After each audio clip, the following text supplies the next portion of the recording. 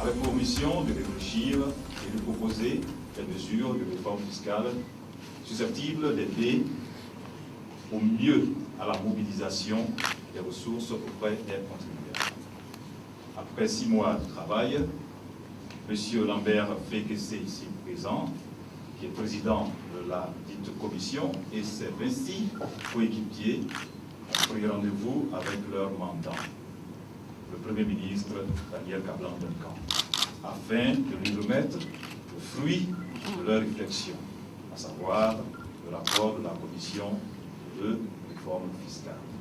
C'est le sens de cette cérémonie à laquelle vous êtes toutes et tous conviés par Monsieur le Premier ministre et qui va se dérouler de la façon suivante.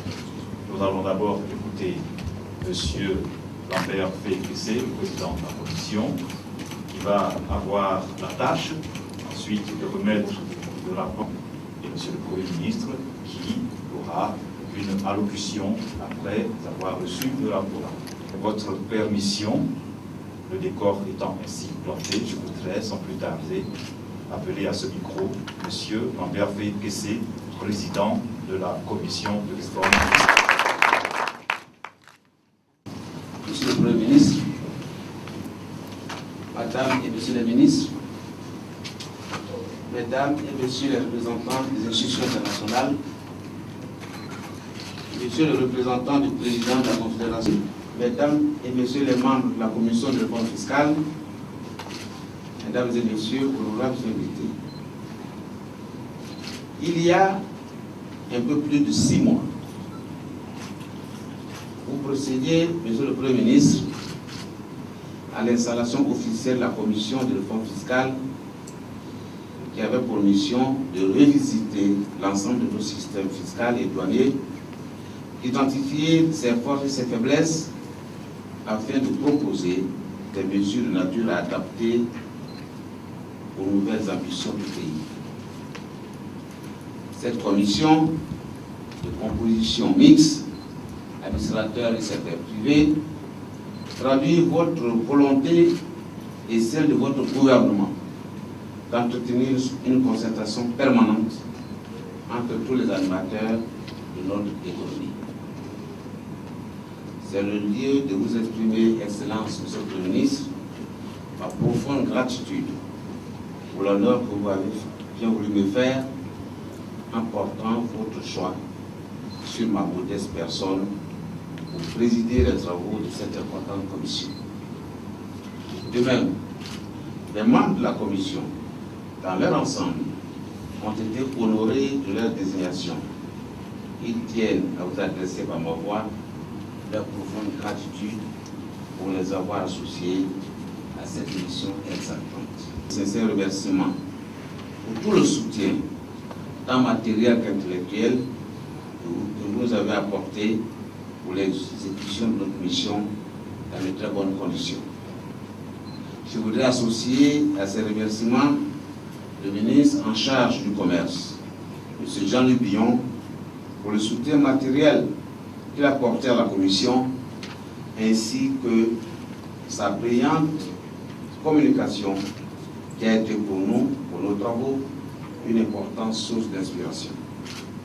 Je voudrais enfin remercier l'ensemble du secteur privé, et en particulier la Confédération générale des entreprises de Côte d'Ivoire et son président, M. Jean Kapoudiabou, pour leur soutien précieux et leur efficace implication à nos travaux. Monsieur le Premier ministre, honorables invités, après 6 mois d'intenses travaux, j'ai l'agréable devoir de vous présenter, au nom de mes collègues, à travers ce rapport, le fruit de nos réflexions. J'ai le grand plaisir et une satisfaction légitime de vous informer que les échanges qui ont marqué nos travaux se sont déroulés dans une ambiance empreinte à la fois de convivialité et de sérieux, enrichi par des exposés et des débats de grande qualité, sans langue de bois. Chaque membre de la commission a eu à cœur de transcender ses intérêts sectoriels pour les privilégier que l'intérêt général, celui de la Côte d'Ivoire. c'est que, Monsieur le Premier ministre, notre commission, dès son installation, a très vite pris la mesure des attentes fortes des pouvoirs publics et des entreprises, mais aussi des citoyens ordinaires, relativement aux changements apportés à nos systèmes fiscaux. La proposition de mesures contenues dans le rapport que j'ai le grand honneur de vous remettre et que nous avons intitulé « Réformer le système fiscal et douanier pour soutenir le développement de la Côte d'Ivoire » vise un double objectif. Le renforcement de la performance du système fiscal et l'amélioration de la compétitivité et de l'attractivité des entreprises. Ce rapport comporte plus de 70 mesures, dont certaines nous paraissent novatrices. Notre seule ambition était d'apporter des réponses aux grandes préoccupations entretenues par l'ensemble des acteurs de notre système fiscal, à savoir l'amélioration de la gouvernance fiscale et douanière, l'organisation des services des impôts et de la douane, le renforcement du rendement de l'impôt, l'accroissement des ressources des collectivités locales, l'instauration d'une fiscalité douce au profit du secteur privé, l'institution d'un régime fiscal spécifique pour les PME, la rationalisation des mesures d'incitation fiscale à l'investissement, la rationalisation de la fiscalité des personnes physiques. De ces préoccupations, les mesures centrales proposées mettent l'accent sur l'amélioration de la gouvernance fiscale et douanière pour gagner le combat de la fraude et le développement de l'incivisme fiscal. C'est le premier défi auquel, M. le Premier ministre, il convient de faire face. En effet, notre conviction est qu'aucun système fiscal, quelles que soient ses qualités, ne peut donner son plein rendement s'il n'est conduit par une gouvernance institutionnellement forte. C'est pourquoi il nous a semblé utile de proposer les deux mesures phares suivantes. La création d'une autorité nationale de promotion du suivi fiscal qui prend en compte l'impérieuse nécessité d'opérer un changement radical de mentalité des Ivoiriens vis-à-vis de l'impôt. Cette autorité, dont la création est préconisée, sera chargée de mettre en œuvre un programme national de promotion du suivi fiscal en direction de toutes les couches sociales de la population, y compris les pouvoirs publics, pour valoriser, voire supprimer le devoir fiscal dans notre pays. La deuxième mesure, c'est la création de deux agences autonomes chargées des impôts et de la douane. Cette mesure est destinée à engager notre pays, comme bon nombre d'États à travers le monde, dans un mode de gestion moderne de notre système fiscal. Il s'agit en effet d'adapter les principes organisationnels et de fonctionnement des services aux défis de l'efficacité, en assurant une répartition nette entre la fonction de politique fiscale qui revient au gouvernement et la gestion opérationnelle du système qui sera confiée à ces deux agences. Il faudra doter d'une véritable autonomie au triple plan administratif, financier et de la gestion des ressources humaines. Le deuxième défi, également important, a trait à la lutte contre la fraude fiscale et douanière et la contrebande, deux fléaux qui prennent des proportions inquiétantes dans notre pays. Pour faire face à ces fléaux, il est proposé un train de mesures dont les principales concernent 1. La création d'un tribunal spécialisé en matière fiscale et douanière, conçu sur le modèle du tribunal de commerce, qui sera chargé d'une part de sanctionner les infractions en matière fiscale et douanière et d'autre part de régler le contentieux fiscal et douanier pour renforcer les droits et garantir les contenus. 2. L'adoption d'une loi interdisant les ventes dans les rues, aux abords des carrefours et des marchés. 3. L'adoption d'une loi rendant obligatoire l'installation et l'utilisation des caisses enregistreuses par tous les commerçants. Ces deux mesures, avec la facture normalisée, participeront à la lutte contre la fraude, mais contribueront aussi, à notre sens, à l'encadrement et à la modernisation du secteur dit informel qui menace la survie du secteur moderne. Ces mesures seront assorties d'une obligation à l'achat des collectivités locales d'aménager les espaces dédiés aux activités commerciales. Le troisième défi concerne le financement de la politique de décentralisation, politique mise en œuvre par votre gouvernement, saluée par l'ensemble des composants de la nation et dont les résultats sont visibles partout dans notre pays. Il faut renforcer les ressources consacrées à la mise en œuvre de cette politique en vue d'assurer le transfert effectif des compétences de l'État vers les collectivités locales. Pour y parvenir, la Commission propose deux mesures. La mise en place au sein de chaque commune d'une administration fiscale locale chargée de mobiliser le potentiel fiscal existant, jouissant d'une certaine autonomie, animée par des agents fiscalistes formés et encadrés par l'administration fiscale nationale. Deuxième mesure, l'affectation directe aux collectivités locales de certains impôts d'État, notamment l'impôt foncier, la patente de transporteur et l'impôt synthétique. Ces ressources seront complétées par celles tirées d'une nouvelle création, la taxe de développement local comportant une assiette allégée et élargie. L'ensemble de ces mesures de gouvernance relatives au premier axe de notre réflexion destinées à renforcer le rendement de l'impôt seront complétées par d'autres mesures techniques visant à optimiser le rendement de l'impôt, notamment à travers la généralisation de la TVA à des secteurs qui jusqu'ici en étaient exclus. Il s'agit notamment du secteur agricole, celui des banques et des assurances. Le deuxième axe concerne les mesures d'allègement et de simplification de l'impôt dans notre pays.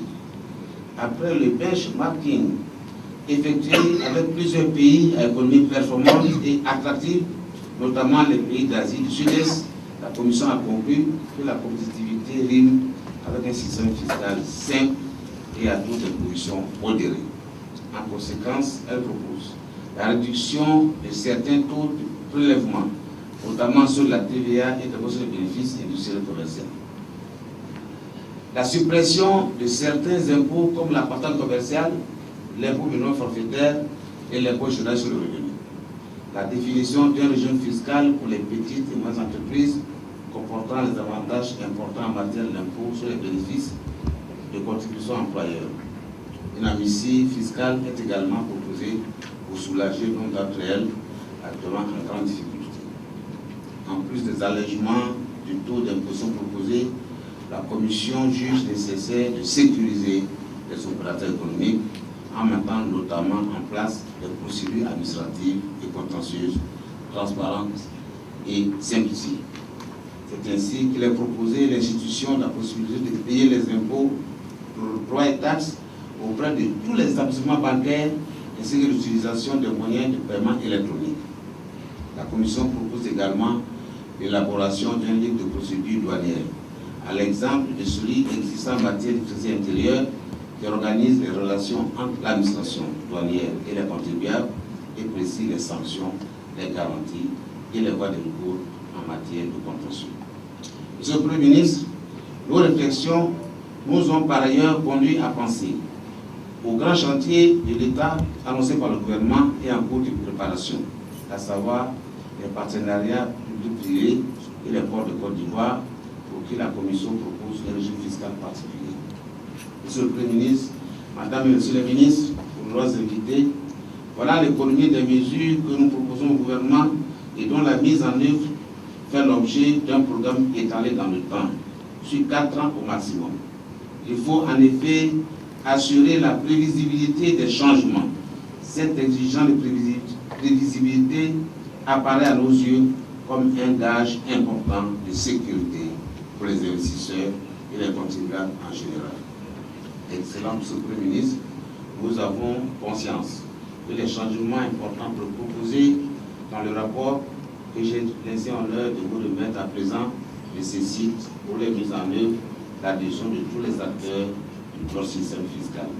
Nous restons cependant convaincus, quant à nous, que les mesures proposées sont de nature à accompagner notre pays vers l'émergence 2020. Je vous remercie de votre attention. Merci beaucoup. Mais il faut le sortir, hein, parce que vous voulez un cadeau là. Je vais bien sur un cadeau, mais bon. Voilà. Vous voulez, monsieur.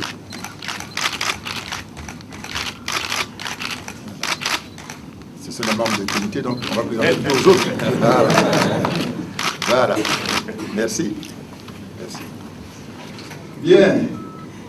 Madame le ministre de l'Économie et des Finances, Monsieur le ministre du Budget, Monsieur le ministre du Commerce, de l'Artisanat, de la promotion des PME, Monsieur le directeur des opérations du groupe La Banque mondiale, Monsieur le représentant résident du Fonds monétaire international, Mesdames et Messieurs les présidents des organisations, Mesdames et Messieurs les représentants des institutions littéraires ici présents, Mesdames et Messieurs les présidents des organisations professionnelles du secteur privé et des chambres consulaires, Mesdames et Messieurs les membres de la Commission de réforme fiscale, honorables invités, chers amis de médias, Mesdames et Messieurs. Je voudrais avant tout propos remercier au nom du gouvernement l'ensemble des participants à cette cérémonie de remise du rapport de la Commission de réforme fiscale. Votre présence nombreuse et distinguée à l'occasion de cette cérémonie témoigne l'intérêt que vous portez à l'amélioration de notre système fiscal. Comme rappelé tout à l'heure, le 5 septembre dernier, nous procédions à la mise en place de la Commission de la réforme fiscale avec pour objectif d'engager une large et profonde concertation sur le système fiscal ivoirien. Il s'agit de rechercher, avec la participation de tous, des solutions consensuelles et durables aux problèmes structurels qui handicapent son bon fonctionnement et son rendement. Aujourd'hui, à la faveur de la remise du rapport de cette commission, je note qu'avec la participation de toutes les parties impliquées, elle a œuvré durant ces derniers mois à l'élaboration d'un rapport proposant des recommandations claires et précises. À cet effet, la Commission s'est enrichie de l'expérience de plusieurs pays présentant d'excellentes références au niveau fiscal en Afrique et dans le monde. Aussi voudrais-je adresser mes sincères félicitations au président de la Commission, M. Félicé Lambert, à tous les membres de cette commission qui ont travaillé de façon assidue, méthodique et rigoureuse au recueil et à l'analyse des contributions en vue de faire des recommandations pertinentes. Je voudrais également saluer l'ensemble des acteurs qui ont contribué au succès de ces travaux, ceux du gouvernement, du secteur privé, des organisations professionnelles, de la société civile et des partenaires au développement. Excellences, Mesdames et Messieurs, la mise en place de la Commission de réforme fiscale s'inscrit dans la dynamique des importantes réformes structurelles et sectorielles entreprises par le gouvernement en vue de la réalisation de la noble ambition du président de la République, son Excellence M. Alassane Ouattara, de faire de la Côte d'Ivoire un pays émergent à l'horizon 2020. La mise en œuvre de ces importantes réformes a valu à notre pays, vous le savez, de gagner 30 places dans le classement du business de 2012 à 2015. De même, notre pays s'est classé, vous le savez, pour la deuxième année consécutive, parmi les 10 meilleurs réformateurs au monde dans le cadre du business 2014 et 2015 de la Banque mondiale. D'autres réformes sont également mises en œuvre dans le cadre du Millennium Challenge Corporation, le MCC, du gouvernement américain, sanctionné par l'obtention, donc en décembre dernier, du threshold. En outre, notre pays a maintenu son statut de pays conforme à l'initiative pour la transparence dans les industries extractives, ITE, obtenue en mai 2013 et devait être éligible dès cette année 2015 à l'initiative internationale Open Government Partnership du Royaume-Uni. Vous savez que c'est également l'occasion d'indiquer que notre pays a reçu en décembre 2014 le prix du Forum Mines and Money, le meilleur pays en matière de réforme dans le secteur minier, devant la Finlande, le Pérou et la Serbie. Les travaux de la Commission de réforme fiscale viennent ouvrir un pan important de ce vaste programme de réformes structurelles et sectorielles, pour lequel les attentes du gouvernement et du secteur privé sont fortes. En effet, de part et d'autre, plusieurs reproches, il faut le souligner, sont adressés au système fiscal ivoirien. En ce qui concerne l'État, le système fiscal actuel ne produit pas de ressources à la hauteur de la richesse potentielle de l'assiette fiscale de notre économie. En témoigne notamment le taux de la pression fiscale, qui avec un niveau de 15,9% estimé en 2014, est dans les chiffres du plateau communautaire, du plancher communautaire de 17% au niveau de l'UEMOA. Des volets à fort potentiel de notre dispositif fiscal restent non optimisés. Il s'agit notamment de l'impôt foncier et la TVA. De plus, certains régimes économiques, notamment les codes des investissements et les codes sectoriels, se superposent parfois et affectent la cohérence de notre dispositif fiscal, appelant ici un besoin de rationalisation. Pour le secteur privé, le système fiscal reste complexe, avec des niveaux élevés de taux de prélèvement, la lourdeur des procédures, un poids élevé par la fiscalité et une faiblesse du dispositif favorisant les exportations. Face à ces problématiques majeures, des solutions adéquates nous sont proposées par la Commission à travers des programmes et actions concrètes à mener avec l'ensemble de nos partenaires. Excellences, Mesdames et Messieurs, en prenant ce jour possession de votre rapport, je voudrais vous assurer que je veillerai à ce que le gouvernement en fasse un examen attentif et diligent. Vu l'intérêt national de cette problématique et la densité du rapport soumis, ce sujet pourra faire l'objet d'une séance particulière du Conseil du gouvernement ou d'un séminaire gouvernemental à programmer dans les prochaines semaines. En effet, les choix indispensables à faire et les décisions à prendre justifient une pleine appropriation des résultats de ces travaux par tous les membres du gouvernement dans leur domaine respectif, en tenant compte à la fois des enjeux au niveau national, local et sectoriel. Au terme de cet examen, la mise en œuvre des recommandations de ce rapport s'érigera de façon, je dirais, naturelle, en priorité pour l'action gouvernementale, conformément à son objectif de faire du secteur privé le principal moteur de la croissance. Il s'agit également pour notre pays de se donner les moyens de la transformation structurelle de notre économie et de notre société à travers le développement d'infrastructures économiques, sociales, culturelles, modernes. Dans ce sens, l'amélioration continue de notre rendement fiscal, conjuguée avec l'optimisation de nos dépenses, devrait servir de levier pour mobiliser plus de financement sur le marché des capitaux au cours des années à venir, et ce en vue de financer les importants besoins d'investissement, notamment en matière d'infrastructures économiques qui permettront la réalisation de l'émergence en 2020. Mesdames et Messieurs, je voudrais d'ores et déjà rassurer les membres de la Commission, le secteur privé et l'ensemble des partenaires nationaux et internationaux que les mesures contenues dans ce rapport après examen seront soumises en Conseil des ministres à la validation du président de la République pour leur mise en œuvre effective, probablement dès 2016. À ce titre, un comité de suivi de cette réforme sera mis en place en vue de la réalisation effective de ce grand chantier qui démarre ce jour. Je voudrais également saisir cette occasion pour inviter l'ensemble des partenaires techniques et financiers à soutenir le gouvernement dans la mise en œuvre de cette importante réforme du système fiscal ivoirien. En effet, il convient d'accompagner judicieusement les réformes et renforcer les capacités techniques et opérationnelles de nos services en charge de la fiscalité, tant au niveau national qu'à l'échelon local. La modernisation du dispositif existant qui s'impose passe par l'usage des techniques et technologies les plus performantes à travers notamment une dématérialisation structurée des procédures. Reformer, c'est changer. Je demande par conséquent à chaque animateur de notre système fiscal, agent de l'État, opérateur économique, élu et citoyen, de renoncer au statu quo et d'aller de l'avant pour l'avènement d'un nouvel ordre fiscal où chacun contribue désormais avec fierté par l'impôt au rayonnement de notre pays. Je vous remercie de votre aimable attention.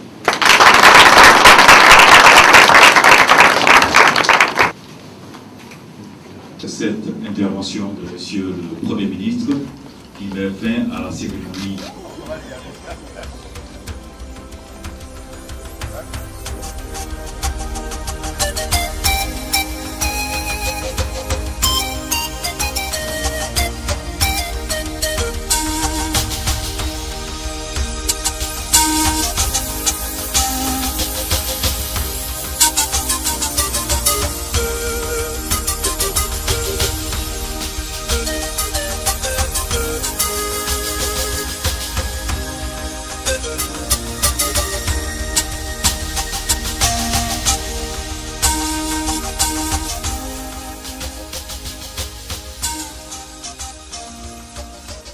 Comme je l'ai dit, qui a commencé, les travaux ont commencé depuis maintenant 6 mois, avec 2 objectifs principaux. Le premier objectif, c'est de faire en sorte que le système fiscal soit productif, c'est-à-dire qu'il donne beaucoup d'argent à l'État, parce que l'État vit des revenus fiscaux. Donc il fallait donc imaginer des mesures qui tendent à assurer une mobilisation optimum de ces ressources, à travers notamment la lutte contre la fraude, qui dans notre pays est très, très importante et qui érode vraiment les revenus du secteur moderne. Voilà, ça c'est le premier aspect. Le deuxième aspect, c'est que le secteur moderne, c'est-à-dire les entreprises, se plaignent de la lourdeur des procédures et souvent du niveau élevé de certains taux de prélèvement. La TVA, la BIC, qui sont à des taux légèrement au-dessus de ceux pratiqués dans certains pays. Donc il fallait imaginer des mesures qui permettent d'aller un peu plus bas afin que le secteur soit allégé et pour évoluer dans un cadre serein, dans un cadre compétitif. Voilà, mais tout ceci est possible que si le rendement fiscal progresse, parce que vous renoncez à des prélèvements, les dépenses de l'État augmentent tous les jours, tous les ans.